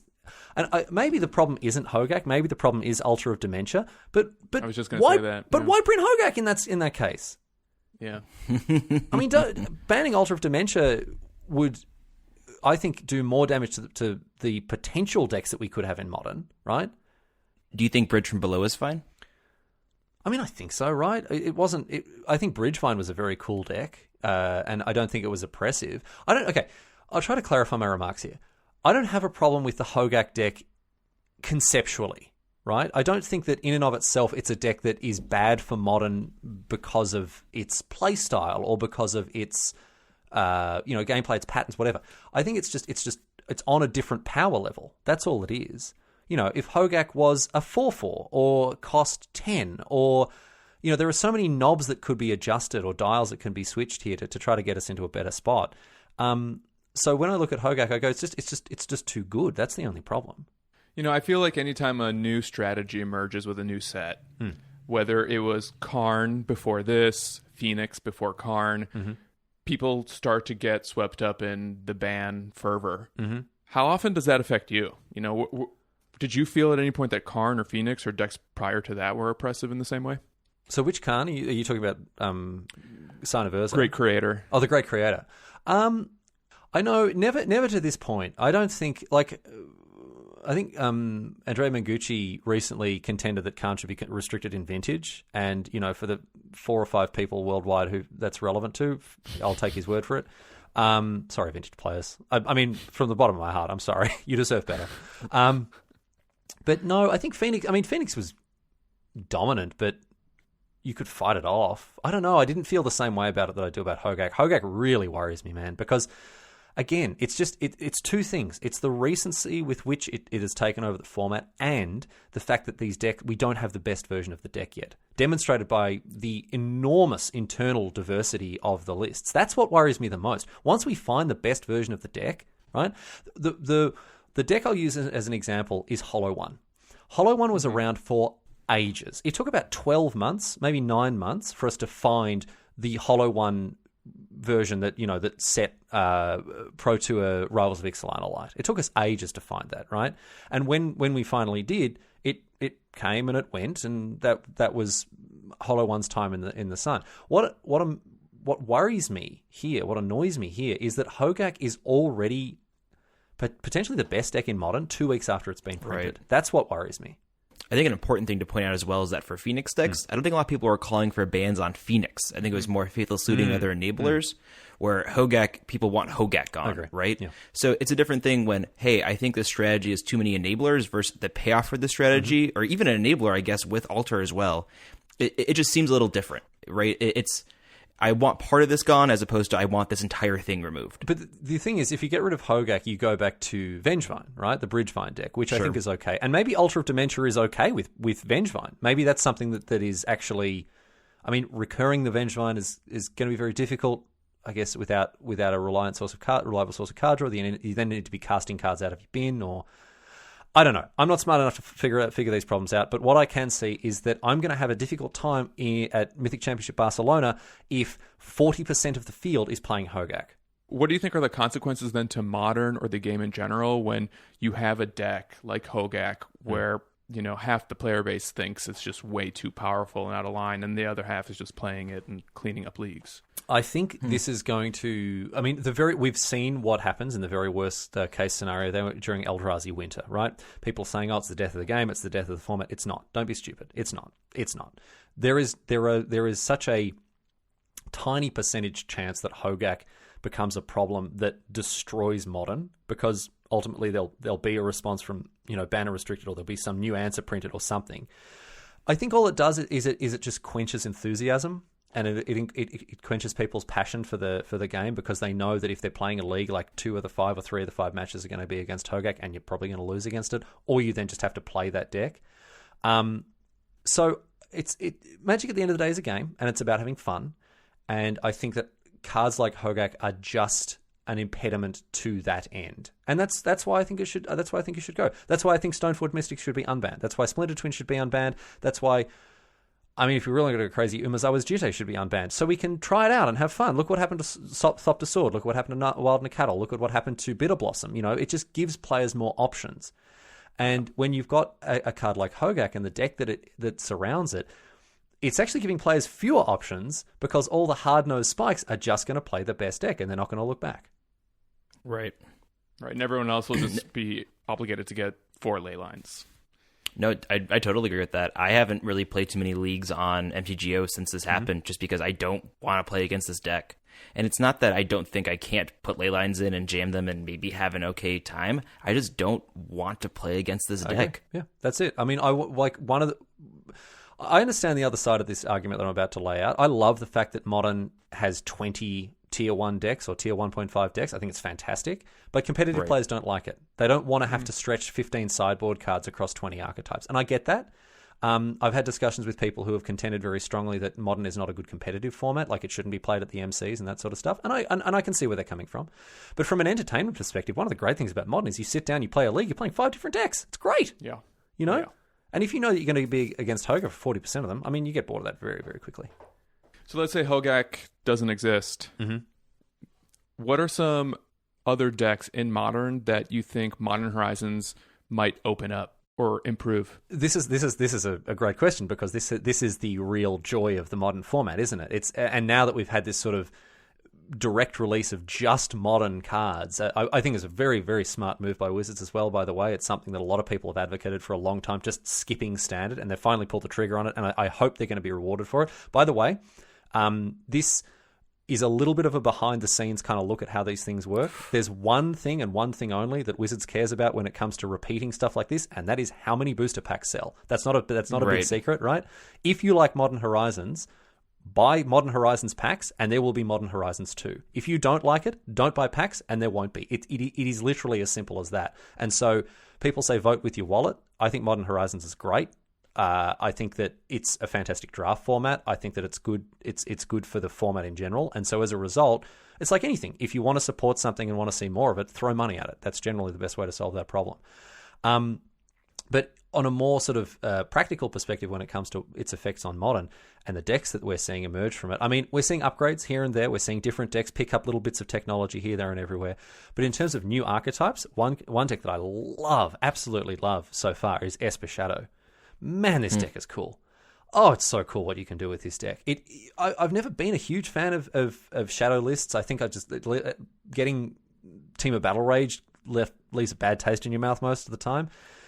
Sure. But I love Esper midrange or Esper Shadow because it tries to be mid-range, aggro, and control all in one. And I just think it does such a sweet and weird deck, especially with the new cards from Modern Horizons. I'm talking about Unearth particularly is obviously really good. Ranger Captain of Eos as well is another great addition.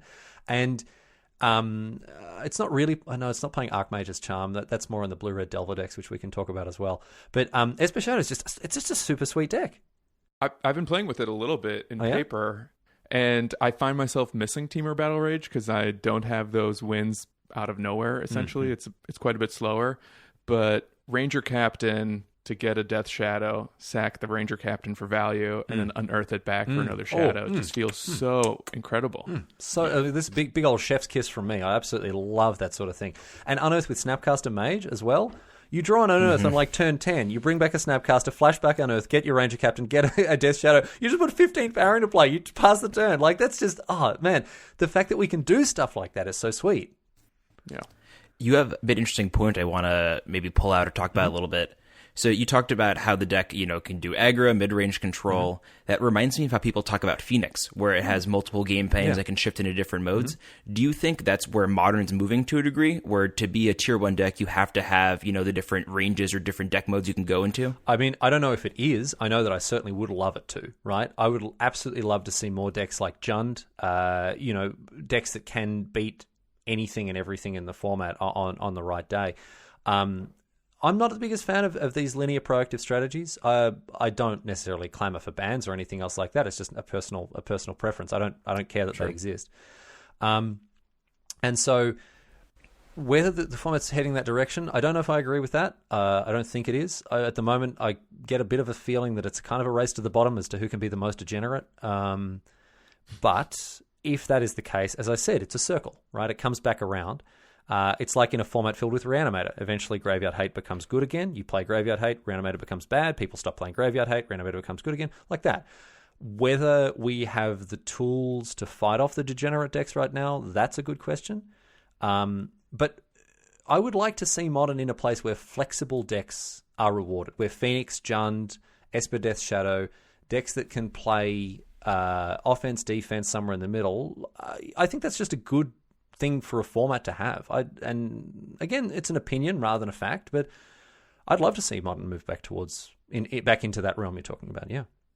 One other question I do have for you about being a Modern player, whether you're going to a store or a bigger event or even doing a league, do you set goals for yourself as a player? Now, this is an interesting question because my goals as a Magic player are probably going to be very different to other people's. There are a few things that have happened to me to make me lose the competitive fire, right? I don't play Magic to win anymore. And there are good things and bad things to that. But primarily, when I'm playing Magic, it is to learn or to understand, to gain knowledge and comprehension. So if I'm playing in a Modern League or I'm grinding an arena, whatever I'm doing is I'm looking to find basically material to talk about at a later date, whether it's in articles, whether it's on coverage, whatever it is. I'm just looking for information. And so if I win or lose, that's kind of irrelevant. Now there's the good side of that is you very rarely tilt off. You know, you don't often get salty because you're losing and because your opponent always has it. They're so lucky, and I can't believe I play this stupid game, and what am I even doing with my life? Like, that happens very rarely. But the bad side of it is the winning isn't as rewarding because it doesn't matter as much. You know, for something to matter, you've got to care about it. And if I'm playing a league and you know, I'm I don't know 2-3 or whatever, that makes me just about as happy as going 4-1, which doesn't happen very often, to be honest. But I guess what differs with me when it comes to playing most of the time is that I'm not doing it to win or prove that I'm a better player than my opponent, which I think drives a lot. You know, is the fire behind a lot of competitive players. Sure. I've come to terms with the fact that I'm not very good at the game. And that is a bit of a cop-out, I know, I recognise as well. But the other thing is, I don't have any incentive to be. If we want to be really hard-nosed about it, there's no point me getting better at Magic. It doesn't make me a better broadcaster. My job isn't to answer high-level questions about Magic strategy. It's to point out really dumb, obvious stuff that's happening on the battlefield and ask dumb, obvious questions as an audience surrogate, right? And I could be smart occasionally and say, like, oh, this card interacts with that, or oh, I was playing and this happened. Like, that's fine. But that's ultimately, I don't need to be better at Magic to be better at my job. I need to be aware of Magic, and I need to be informed about what's going on in Magic and all that sort of stuff. But becoming a better player, there's very little incentive for me to do that. So do you view leagues more like a safari then? Like you're going out there and trying to see the new cards and see the interactions as opposed to get better as a player? That's a great way to look at it. Yeah, I'm often safari and I'm hoping I'm going to see like a rare, like shiny Pikachu or something off on the distance. Nice. You know, I'm not looking to necessarily go and and catch them all, but I'd like to see them all at least. Gotcha. Pokemon Snap. Yeah, well, I like that. When you said Safari, I went straight to the Safari Zone in Fuchsia City. No, yeah, absolutely. And then I said Shiny Pikachu, which doesn't make any sense at all because Pikachu doesn't appear. I should have said like Chansey or something, or Kangaskhan. No, your point holds true. I don't necessarily go out there trying to prove myself. I'm going out there trying to learn, trying to make sure that I'm in a position to offer a future audience, whether it's a written audience, whether it's a viewing audience, the best experience they can have as fellow spectators. You know, and that's much more important to me. I don't play a lot of paper Magic. For that reason, because most paper Magic is competitive. I play a lot of Commander with my mates, but broadly speaking, I just play online. And that's again so I can learn stuff, you know, and figure stuff out through playing, and I talk about it a lot with the friends that I've got around the world that I've met playing Magic, and that'd be my primary primary objective, I would say. In I got a little Star Trek there, huh? Primary objective in playing Magic. It's to learn and to file stuff away that I can say later on coverage. Sure. So let's move into some more listener questions we got. We have a few, and the first one comes from Scott W., and I think you may have an interesting position on it as a Scapeshift player, and in my mind, Scapeshift is kind of like a combo deck. Mm-hmm. So Scott W. asks, when building a combo deck, how do you find the right balance between consistency and resiliency? And then he goes on to ask, is it better to build a deck that is nearly guaranteed to kill on turn 3 facing no interaction, or a deck that kills on turn 5 through some hate? This is a really interesting question, and the annoying answer to the answer to it is very annoying because it is the same answer that most Magic-related questions have, and it depends.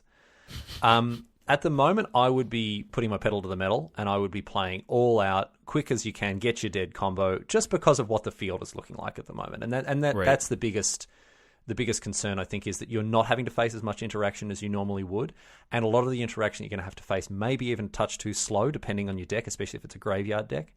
If you're playing Devoted Druid, you aren't having to worry about cheap sweepers anymore because no one's playing. I mean, some decks obviously play main deck Angers or whatever, but if you can beat a Supreme Verdict, which I think Devoted Druid can do a lot of the time, you're probably in the clear. But then, in a format where Jund all of a sudden becomes really, really good, and you know that you're going to be Thought Seized on turn 1 or Inquisition on turn 1 a broad percentage of the time, that's when you need to slow down. And that's when you need to build in ways to fight through interaction or to protect your combo. So I'm sorry, Scott, that I can't give an answer that is definitive in this situation, but you'll find that many questions in Magic can't be answered definitively. But certainly right now, and especially while people are testing, right? People are testing new things out with Modern Horizons. Now's the time to punish them. Now's the time to be the fun police and try to get on the front foot and smash some pickets. Skimp on that interaction, skimp on that disruption, and just get them dead as fast as possible. And I think you're going to win more games of Magic doing that. But then be ready to pivot and reposition yourself with slower cards or more powerful value engines, especially post-board once games get slower. And don't go all in on the combo once we start to turn the corner back towards, decks like Jund, decks like White-Blue Control having more of an input and more of a say.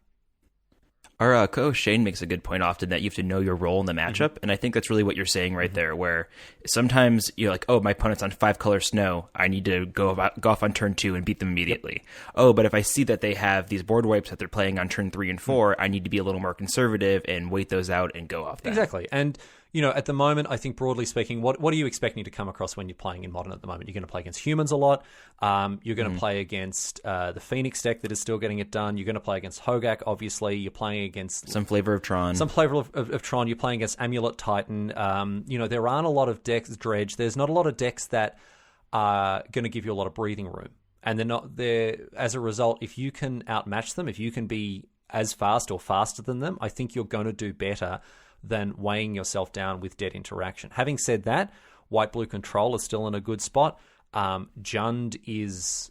Maybe I'm just overrating Jund completely. I don't know. I'm interested to hear what you guys think as well, but I think Jund should be doing better than it is. I don't understand why, 6 main deck discard spells aren't beating a lot of the... I mean, obviously, Hogaak, whatever. But I feel like Jund should be doing better than it is. Maybe we just need to work on the lists and figure out a better way to attack the format. But I'm saying that once we come around to that position, once people figure out how to fight off the decks that are running roughshod over Modern at the moment, you need to be ready to adjust with that change.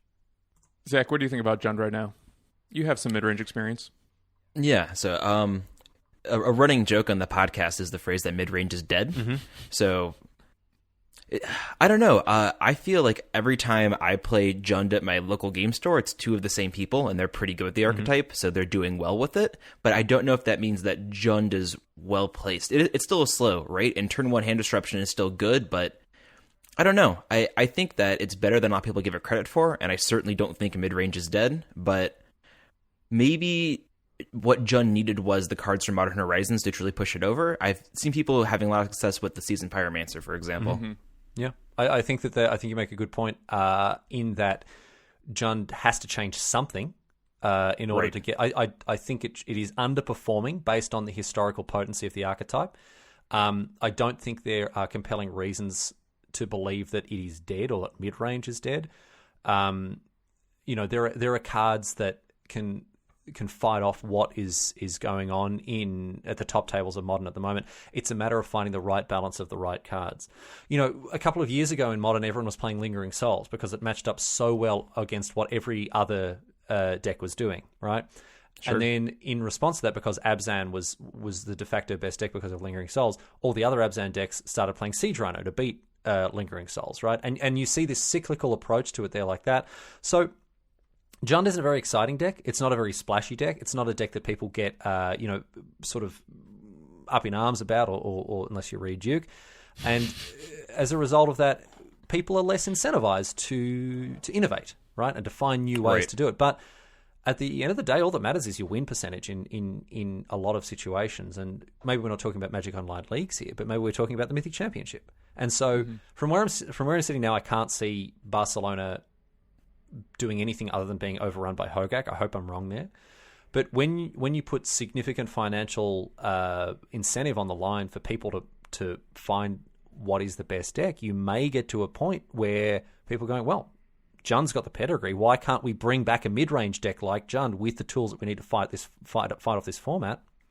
I don't think mid-range is dead. I don't think mid-range is dead, and I think the people saying that are trying to sound clever. Shots fired at Shane. On the possibility of a preemptive ban, do you think that due to the optics and everything surrounding Hogaak, they would potentially ban it before Barcelona? I think the chance of Hogaak being banned before Barcelona are slim to none. Okay. And I think that is ultimately... I mean, this is like when, you ask your dad for something and he's like, no, mate, sorry. And you go, why? He goes, because I said so. And you can't really argue against it. And you know that he's right deep down, but you're like, oh, that's so annoying because I just want this thing, whatever, And I think that ultimately banning Hogaak before the Mythic Championship would just cause way more harm than it would good. I mean, the peanut gallery would complain to no end about it having. I mean, I've sat here and I've complained about the fact that the card exists, but it's mere name. It's man, maybe I'm not doing a very good job of explaining this point, but it would be so bad to ban Hogaak before the Mythic Championship. It would show a lack of faith in what R&D has put out there, a lack of faith in the player base to find answers to it. And you've got people like me raging and spitting and ranting against the fact that this card exists, but at the end of the day, it's another puzzle. It's another puzzle for us to solve. I'm not smart enough to solve the puzzle, so maybe I'm getting salty about the fact that I have to, but, I think it would be a very bad move overall to ban the card. And I don't have any insider knowledge about cards being banned or unbanned at any point, so this is not me coming out as a representative of Wizards and saying X, Y, or Z. But I think it would be very bad, and I would be very surprised if Hogaak got banned. After that, we can talk about it, I think a ban 3 to 6 months down the track would be reasonable. But let's give people a chance to adapt. Maybe we're missing something. Maybe there's something that we can do to fight this card or this deck off, and we just haven't got there yet. Maybe main deck rest in peace is the answer. I don't like that as a solution, but maybe that's the world we live in. Sure. Do you think part of it also is that if the deck needs to put up these monstrous, ridiculous results so it can be, look, it is that good. It got 4 of the top 8 places at this big tournament. This is why we're banning it, as opposed to all this data that we can't share from Magic Online. I think the optics of it are very important for people to look at why the decision is being made and understand it. And one thing I will say about the banning process that has changed in recent years is their explanation. Every time that Ian Duke is going to tell you why things were banned and what went into the decision. And even if they can't share Magic Online data or they choose not to share Magic Online data, which is an important distinction, absolutely, it's still, I think the ban announcements have gained a lot of trust from the public, the Magic playing public today, and with good reason, because there's a level of transparency there that is very welcome. And so when it comes to Hogaak being banned, if it happens, it will know why. And if it's because there were 5 out of the 8 top 8 slots at the Mythic Championship, if it's because every league has a squillion 5-0 Hogaak lists, what have you, I think it'll be pretty self-evident. Wizards haven't banned cards for no reason within memory. I can't think of a card that they've banned and I've been like, well, that doesn't make any sense. Right. I'd like to see more of an explanation as to why cards aren't banned. Aren't unbanned. Like, I want to see why. I don't see why there are so many cards on the ban list right now. But that's a different matter entirely. And broadly speaking, if Hogaak is to be banned, I think we'll understand why. I think it'll be very clear. So this kind of tees up one of the other questions we received from listener Joe C., who writes, lately it seemed like Modern is an increasingly graveyard-based format, due to cards like Creeping Chill, Arclight Phoenix, and Hogaak becoming really pivotal to Tier 1 archetypes. But it also doesn't necessarily seem like Wizards provides answers at the same rate that they provide these new puzzle pieces. So do you think, either as a broadcaster or a player, that there should be a change in this trend of push synergy without an equal counterbalance coming from R&D? I think that's a great point by Joe, and I think he's really hit the nail on the head, that we're having these exciting new toys to play with, but then we don't have the Fun Police. They're having their budget slashed by the city. The mayor of Funtown is going, look, sorry, Captain, it's just not in the budget this year. We can't give you those new uniforms, and that's a problem. It's a real problem because it's not impossible to find ways to fight through the stuff that's being given to us. I'll give you an example. In Standard, we've now got Rule of Law coming into Standard. A fantastic move, just an absolute A+ decision by Wizards of the Coast, because Experimental Frenzy, Arclight Phoenix are not oppressive, but they're dominant. And Rule of Law is just another tool in the arsenal for people to contest these dominant strategies.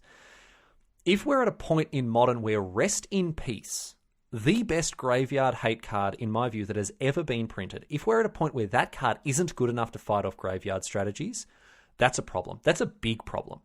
And so I don't know what the answer is. I don't know if it's a 1-mana rest in peace. I don't know if it's ways to punish opponents that are that not only reward you for, like, I'm not a card designer, so I can't think of a good example. But for example, a 2/2 rest in peace, like a rest in peace staple to a 3-mana 2/2. Sure. A card Right. that allows you to be a little bit more proactive or play 2 game plans at the same time instead of just one. Again, that's not the best example because, it dies to lightning bolt or whatever, but at least it one-shots the graveyard. I'm just spitballing. The point is, there isn't the technology to fight off these new toys, right? And that can be problematic.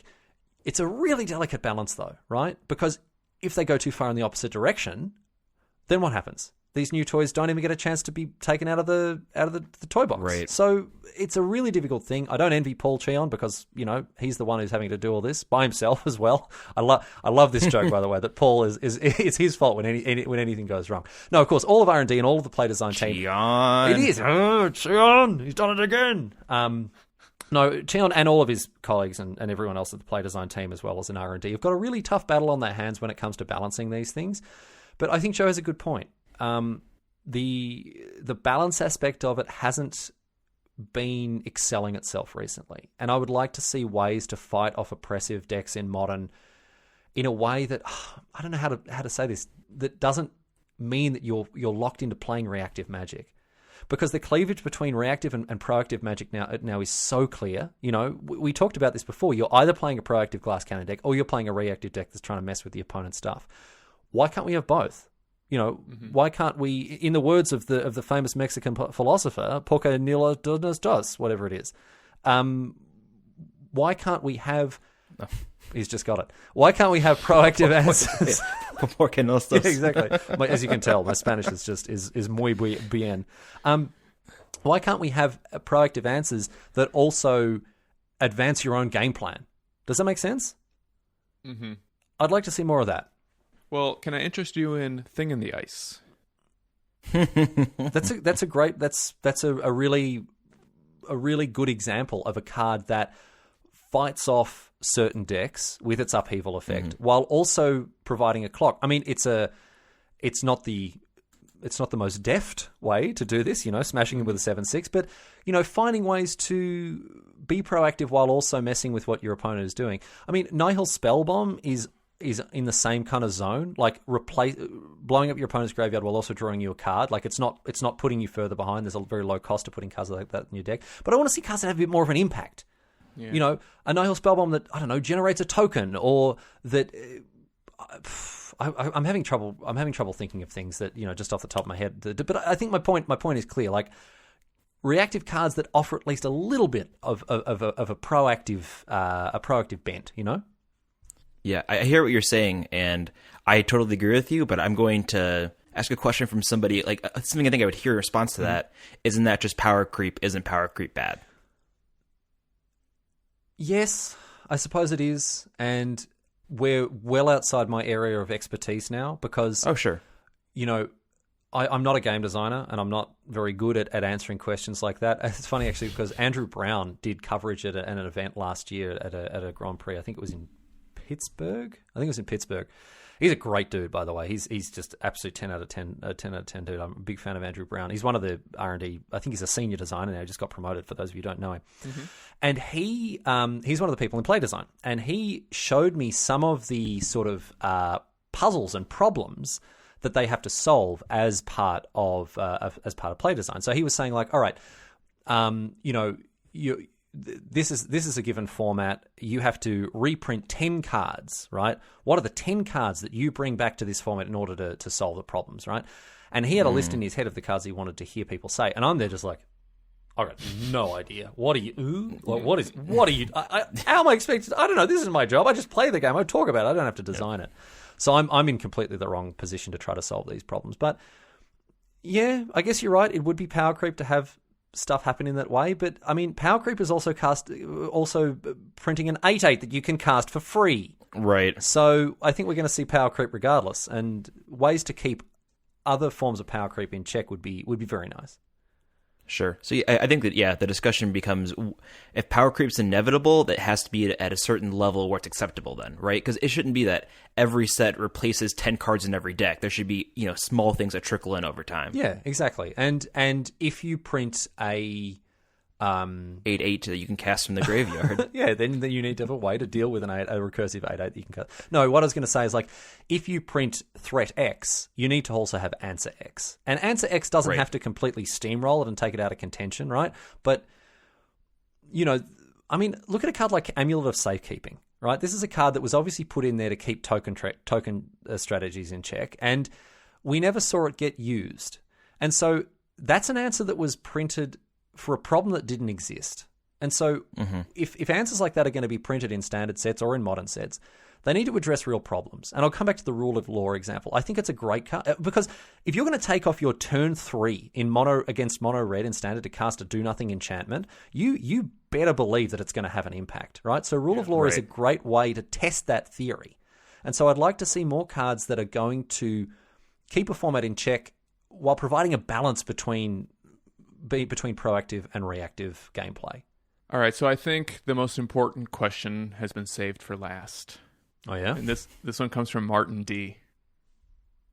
And if you need to take a minute to think about it before you answer, be my guest. I will remind you that, of course, I've signed several NDAs. There's a lot of stuff I can't talk about, all that sort of stuff. So I'll do my best to answer the question, though. Riley Knight, how much Vegemite do you have on your toast? Oh, dude, a lot. I can tell you that. I'm not even going to try to hide it, man. So much. So I don't know if you guys saw the recent video that came from the last Magic Fest where I fed Vegemite to the rest of the coverage team. So for those of you who've never tried Vegemite, it's this salty. It's a concentrated yeast paste, right? It's an acquired taste, to put it mildly. And you don't put very much of it on. Like, you're supposed to just kind of scrape it across. It's not like peanut butter. You don't put heaps and heaps of it on. But when I'm feeding it to like Maria and Marshall and all the rest of them, I'm just slathering it on like there's no tomorrow, and they are hating it. But it's kind of like baseball or cricket or anything else. It's just kind of a bit crap if you haven't grown up with it. The more you used to it, the more you like it. And I'll put a good millimeter or so of sorry, for you guys, that's what, like 3/4 of a furlong or something, I don't know, but 2 stone, two fluid stones of Vegemite. Nah, dude, I love Vegemite. If you haven't tried it, probably don't, because you probably won't like it. So it'll probably be a massive waste of time. But I don't even know if you could find it in the States, quite frankly. You can at the import aisle. It's next to like all the Polish juices at Mariano's. I see. Oh, there you go. Yeah. So if you want to give it a go, worst comes to worst, and this is not a joke. Worst comes to worst, you can make a really nice soup broth out of it. So it's like beef bouillon, if anyone's tried that before. So you can actually stick a teaspoonful of it into like a bit of soup. Like if you're making a broth for, like, I don't know, a vegetable soup or beef stew or something like that, you can put it in there, melt it around, stir it around, and it'll give you like a nice sort of heady, salty taste there, like that. Having said that, this podcast is broadly aimed at Magic players. Is that correct? So they probably don't need any more salt in their diet. Ooh. I think that was Riley's way of telling our listeners to drink more water. You gotta hydrate. Gotta stay hydrated. Riley, thank you so much for joining the podcast. Your time, your insights, thanks so much for having me. Your jokes. Where can people find you online? There's a couple of different things places you can find me. Of course, on Twitter at Riley Query Tower. We've also got the weekly internet television program called Arena Boys with my friends Toffel and Yamin. If you are a fan of serious Magic for winners, I recommend watching almost literally any other Magic video. But if you want to hear us argue about, I don't know, the relative merits of Discworld novels, then that's the place to do it. And the final plug I'll give is for my history podcast. halfarsedhistory.net is your place to find my weekly history podcast. It's a bit of a grab bag. I just talk about whatever I feel like that week. Last week's episode was about, we talked about my long-term memory. I cannot remember what it was about. There was a recent one on the 1904 Summer Olympics, which was pretty good. What was last week's? Oh, no, William Buckley last week. Bit of Australian history last week. So get across it if you're at all interested in listening to me talk. It's, as I say, the only thing I'm good at. Is it on Spotify? It is. It's on Spotify. I figured out only recently how to get it on Spotify, just like a real podcast. Hey, there you go. And we'll put links to all of Riley's stuff in the show notes to this episode as well, so you can find that easily too. Riley, when's the next time people can see you on coverage? If this episode we're recording comes out this Friday. So of course there's the Mythic Championship in Arena in Vegas this weekend. I'm not going to be there, but I'll be in Dallas the weekend after for Modern. It'll be me and a couple of other CFB superstars there. I think Reed, Marshall, obviously Maria's there. Might be Huey. I'm not 100% sure. But it's gonna be a great team. It's gonna be a great event. This is the first time that Modern's going to be showcased on the big stage since Modern Horizons. So I'm excited to see just how good Hogaak is. We'll get across it in a very interesting and compelling way. It's doing GPs with CFB has been terrific fun, and I really encourage you to tune in. I know most of viewers will be, because if they're Rust on and Modern fans, but we'll have a great time there. And then MC Barcelona at the end of July as well is going to be another Modern tournament, which I know everyone's going to get across. So yeah, it's an exciting time for the format. All right then, Riley, thanks again. It was a real pleasure. You're a gentleman and a scholar. Thank you so much. I mean, in a technical sense, both of those things are true. Legally, yes, I am. Legally, yes, yes. That wraps up this week's show. If this was your first time listening because you discovered us through Riley, we exclusively cover Modern every week, with new episodes out every Friday. We hope you consider subscribing to our show. And likewise, if you use Apple Podcasts, we always appreciate when listeners leave us a rating or review. If you'd like to submit a question to the podcast or pick our brain on something in Modern, tweet us at TheDiveDown, all one word, or email thedivedown@gmail.com. If you see us on Reddit, feel free to send us a message there as well. If you'd like to support the show, check out our Patreon over at patreon.com/thedivedown. As always, special thanks to the bands Nowhere and Spaceblood for letting us use their music. And until next week, get out there and please ban Hogaak!